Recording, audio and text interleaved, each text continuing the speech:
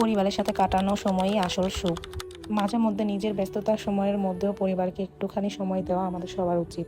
আসসালামু আলাইকুম everyone, welcome to my another new blog. আজকের ব্লগে থাকবে আমার ফ্যামিলির সাথে কাটানো কিছু ছোট্ট মুহূর্ত। আমরা যেমন পরিবারের সাথে সুন্দর সুন্দর কিছু মুহূর্ত কাটাতে চাই, পরিবারের লোকজনও আমাদের সঙ্গে কিছু কিছু সুন্দর সুন্দর মুহূর্ত একসঙ্গে কাটাতে চাই। আজকে মূলত বের হয়েছিলাম ফ্যামিলির সবাই মিলে শপিং করতে।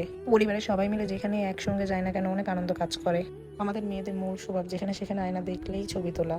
আসলে ফ্যামিলির সাথে সবকিছু মিলে ঝুলে করতে আসলে অনেক ভালো লাগে। যেমন এই যে আজকে শপিং করতে গেছি, সবার জন্য টুকটাক কিছু না কিছু কিনছি। সব থেকে বেশি আমার ভাইয়ের জন্য কিনছি। এই দোকানটাতে এসে আমার এই জুব্বাটা এতটা ভালো লাগছে। আর এই দোকানে এমন কোনো আতর নাই যে নাই, আমরা যেরকম গন্ধই চাই সেরকমই আতর পাবো। আর বোতলগুলো কত সুন্দর দেখতে, তাই না? আমরা আতরে যেরকম ফ্লেভার নিতে চাইবো তারা সেরকম ফ্লেভারই বানিয়ে দিতে পারবে আমাদেরকে। এই জুব্বাটা আমার অনেক ভালো লাগার কারণে আমার ভাইকে একটু পরাই দেখলাম কেমন লাগে। মাশাআল্লাহ, ওর অনেক ভালো লাগতেছিল। এই দোকানের সব পাঞ্জাবি কালেকশনগুলোই অনেক সুন্দর ছিল। সব থেকে বেশি আমার ভাইয়ের জন্য শপিং করছি। শপিং করা শেষ, এখন আমাদের অনেক খিদা লেগে গেছে, এই জন্য আমরা এখন খেতে যাচ্ছি। আমরা আগে থেকে প্ল্যান করছিলাম যে আমরা শপিং শেষ করার পর কাচ্চি ভাইতে খেতে যাব, কিন্তু তারপর আমার আব্বু বললো না, কাচ্চি ভাইতে খেতে যাবে না, আব্বু সুলতান ডাইনে খাইতে যাবে। এই জন্য ওটা বাদ দিয়ে আমরা আবার সরাসরি সুলতান ডাইনে খেতে চলে আসলাম।